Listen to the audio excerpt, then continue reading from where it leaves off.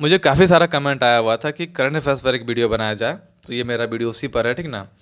तो इस वीडियो में हम लोग जानेंगे कि करंट अफेयर्स किस तरीके से हम लोग पढ़ सकते हैं, मैंने किस तरीके से पढ़ा था, मैंने क्या क्या चीज़ें सीखा, वो मैं आपके साथ शेयर करूंगा। मेरा 2018 की वैकेंसी में क्या परफॉर्मेंस रहा था करंट अफेयर्स का, मेरा क्या सोर्स था पढ़ने का, किन किन चीज़ों से मैंने पढ़ा था करंट अफेयर्स, और अंतिम के जो अभी 30 दिन बचे हुए हैं आप किस तरीके से इसको सही समय को न्यूट्रलाइज करके सही चीज़ों को पढ़ सकते हैं, इस बारे में हम लोग इस वीडियो में डिस्कस करेंगे, ठीक है।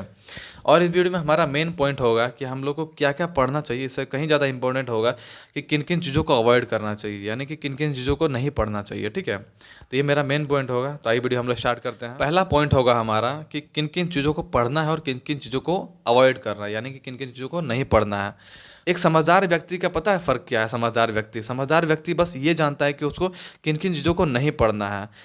जो भी व्यक्ति ये चीज़ जान गया ना मेरे भाई, वो 90% काम वहीं कर गया। और उसके लिए पता है क्या होता है, सिलेबस इतना बड़ा नहीं होता है, अनंत नहीं होता सिलेबस, बस छोटा सा बन के रह जाता है। मतलब इसका कोई अंत है ही नहीं। लेकिन जो व्यक्ति न्यूज, खबर और एक्चुअल में जो करंट अफेयर्स होता है एग्जाम के पॉइंट ऑफ व्यू से इंपॉर्टेंट, इस चीज़ को जो बंदा डिफ्रेंशिएट करने के लिए सीख गया ना, समझ जाए कि वो बंदा मतलब हर एग्जाम को बहुत अच्छा परफॉर्म करेगा बहुत ही कम समय में। मैंने बता रहा हूँ किस तरह मैंने सीखा। मैंने हमेशा ही दोनों को अलग किया। मैं अंतिम समय में न्यूज़पेपर बिल्कुल अवॉइड करता था, बिल्कुल नहीं पढ़ता था न्यूज़पेपर, बता रहा हूँ मैं आपको। सेकेंड चीज़, मैं यूट्यूब का चैनल जो डेली करंट अफेयर्स बताते हैं ना और वीकली जो करंट अफेयर्स बताते हैं, मैं सीधा सीधी उसको अवॉइड करता था, एकदम स्ट्रेट। सिर्फ और सिर्फ अवॉइड मैं प्रायोरिटी देता, किसको पता है, सिर्फ और सिर्फ मैं प्रायोरिटी देता था मंथली वाले करंट अफेयर्स को, यानी मंथली मैगजीन और मंथली करंट अफेयर्स, चाहे किसी भी यूट्यूब चैनल का हो।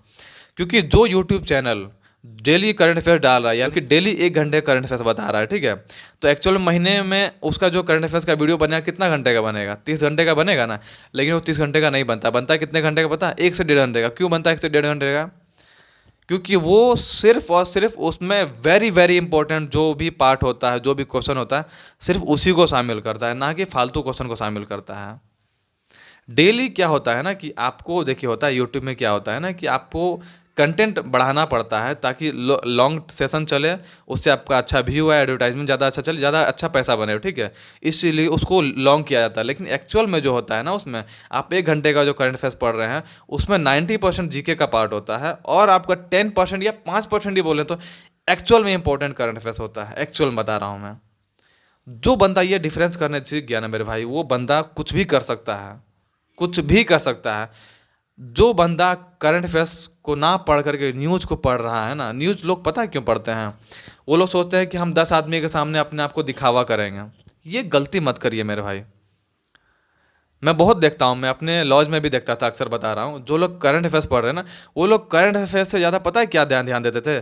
जो तड़कता भड़कता मुद्दा होता है ना, बता रहा हूँ आज के डेट में यूट्यूब में इस तरीके से मतलब कि मुद्दों को प्रस्तुत किया जाता है ना करंट अफेयर्स को, कि वो जो एक्चुअल में रहता है खबर, और इस तरीके से उसको प्रस्तुत किया जाता है, प्रेजेंटेशन उसका इतना तगड़ा होता है ना कि लगेगा कि यार उससे ज़्यादा इंपॉर्टेंट तो कुछ है ही नहीं, कुछ भी नहीं है उसके सामने। लेकिन वो होता है सिर्फ और सिर्फ वेस्ट जानकारी है। वो एग्जाम के पॉइंट ऑफ व्यू से क्या होता है, जीरो। कोई भी इंपॉर्टेंस उसका नहीं होता है एग्जाम के पॉइंट ऑफ व्यू से, ठीक ना। तो ये चीज़ में आप डिफरेंस करने के लिए सीख जाइएगा ना, तो आप बताओ अपना 90% समय बचा लीजिएगा इन सारी चीज़ों को। और कभी भी बता रहा हूँ मैं, दिखावा करने पर मत फंसिए कभी भी।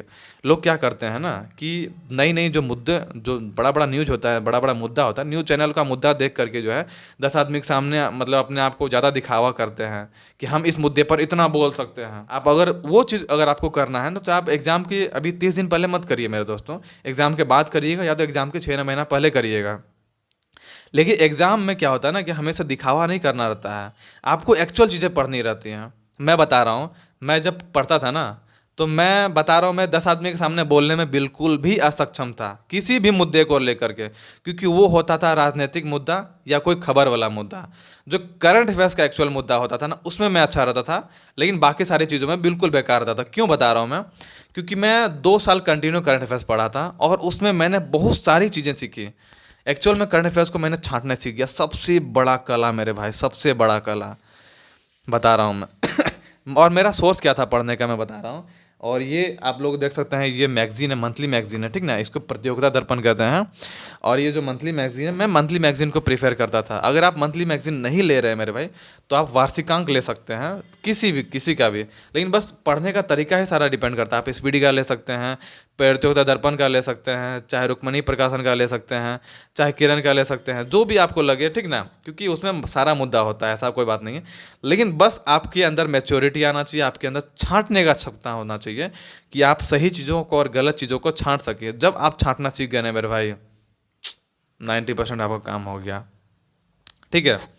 तो मैंने किस तरीके से प्रिपेयर किया था, मैं डेली का 1 घंटा देता था करंट अफेयर्स को पढ़ने के लिए, ठीक है।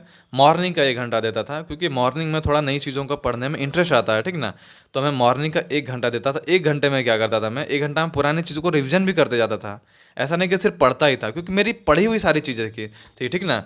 मैं मंथली मैगजीन जो लिया करता था ना, इतना सारा मैगजीन जो मैंने मंथली मैगजीन ले रखा था, उसको मैं हर महीना पढ़ के ख़त्म करते जाता था।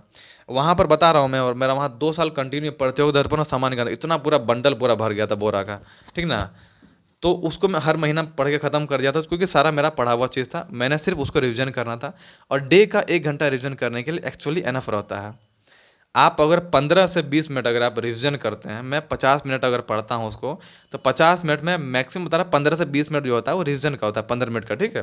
15 मिनट का रिवीजन हो गया। अब बाकी सारा जो बचा ना समय 35 मिनट, वो आपको रिवीजन करना है एक्चुअल वाला। आपको 2 से 3 बार तो रिवीजन करना ही करना है, बता रहा हूँ मैं, ठीक है। इस तरीके से मैं पढ़ते जाता था, और पढ़ते पढ़ते मेरा नंबर कितना आया, तो एक्चुअल में जो 20 नंबर का होता है ना, मैंने जीके, सच बता रहा हूँ, मेरा जीके चौपट था, एकदम चौपट बता रहा हूँ। आज भी मेरा जीके उतना अच्छा नहीं है। साइंस मेरा ठीक है, जीके मेरा उतना अच्छा नहीं है। और जीके पर मैं बोलूँगा कि अभी आप लोग जो है फोकस ना ही करें तो बेहतर। जो भी आपने जीके पढ़ लिया ना, बस काफ़ी है। उसमें से भी अगर आप 7 से 8 क्वेश्चन देगा, तो 3 से 4 क्वेश्चन तो बना ही लेंगे आप, ठीक ना। तो उस तरह मैंने भी किया था, मैंने जीके को बिल्कुल भी अवॉइड कर दिया, सारी जीके की किताबों को मैंने हटा दिया। मैंने जो मेन जो चीज़ होता है वो मैंने रखा वहाँ पर। और लगभग बता रहा हूँ मैं, जीके और करंट का मिला करके मेरा जो नंबर आया था, लगभग ज़्यादा नहीं आया था, लगभग 11 नंबर के आसपास आया था बस, ठीक ना। काट छाँट करके 11 नंबर आ रहा था 20 में से, क्योंकि मेरा करंट अफेयर्स अच्छा था। करंट अफेयर्स में मैंने अच्छा बनाया था। करंट अफेयर्स चूँकि इतने समय से पढ़ रहे हैं, तो ये मेच्योरिटी आ जाता है, ठीक ना। आप ऑप्शन से भी छाँट सकते हैं। तो मैं मेरे से क्या होता था ना, कि जो चीज़ क्वेश्चन से नहीं बन पाता था, मैं उसको ऑप्शन से छाँटने के लिए जानता था। तो ये भी एक कला होता है। आप लोग भी, मैं चाहता हूँ कि आप सीखें कि जो क्वेश्चन नहीं बन पाता है ना, उसको ऑप्शन से छाँटें। कुछ लोग होते हैं ना कि क्वेश्चन नहीं बना ना, क्वेश्चन नहीं समझ में आया, छोड़ के निकले, उसका ऑप्शन देखते तक नहीं है।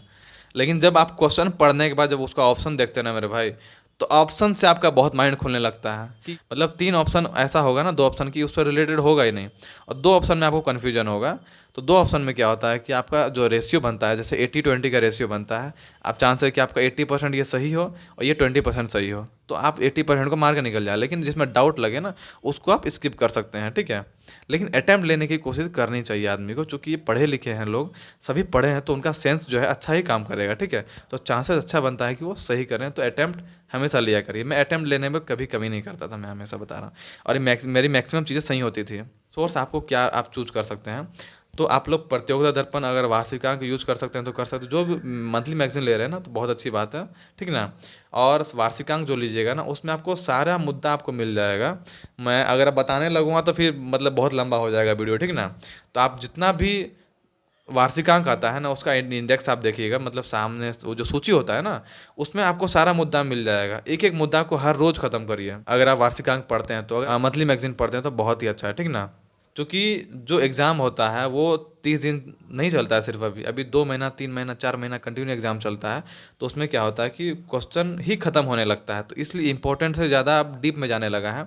जो मेन होता है ना, उसके बाद भी अब आपको डीप थोड़ा पढ़ना पड़ेगा। जितना भी महोत्सव होता है, जितना भी सम्मेलन होता है, उसको थोड़ा सा डीप से पढ़ना पड़ेगा। इंडेक्स वगैरह जो होता है, आप उसको देख लीजिए। आप 2-3 साल का देख लीजिए, 2-3 साल का सामान देख लीजिए, ठीक है।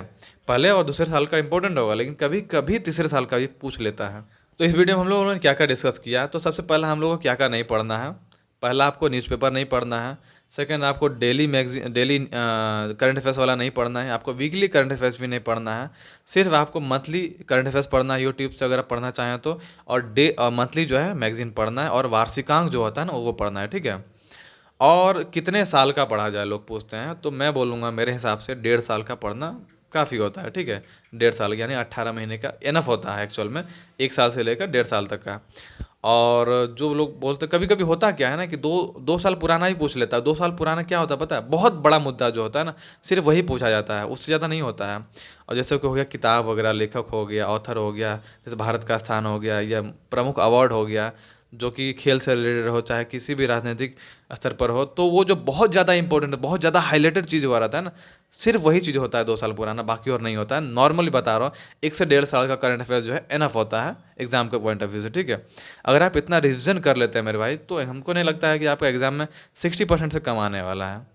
अब मेरा भी सेम यही सिचुएशन था, मेरा भी करंट अफेयर्स बता रहा हूँ, 60% ही आया था, जो भी मेरा पूछा था इतना आया था मेरा। 11 से 12 नंबर मेरा रहा था, उसमें पूरा मिला उला करके जीके और करंट को मिला करके मेरा इतना रहा था। तो ये था मेरा एक्सपीरियंस, ठीक है। तो आप लोग को अगर कोई और नेक्स्ट वीडियो अगर चाहिए आपको, किसी रिलेटेड, किसी टॉपिक से रिलेटेड, तो आप कमेंट कर सकते हैं, मैं कोशिश करूँगा उस पर वीडियो बनाऊँ, ठीक है। वीडियो में इतना है, चलिए थैंक्स फॉर वॉचिंग, मिलते हैं अगले वीडियो में।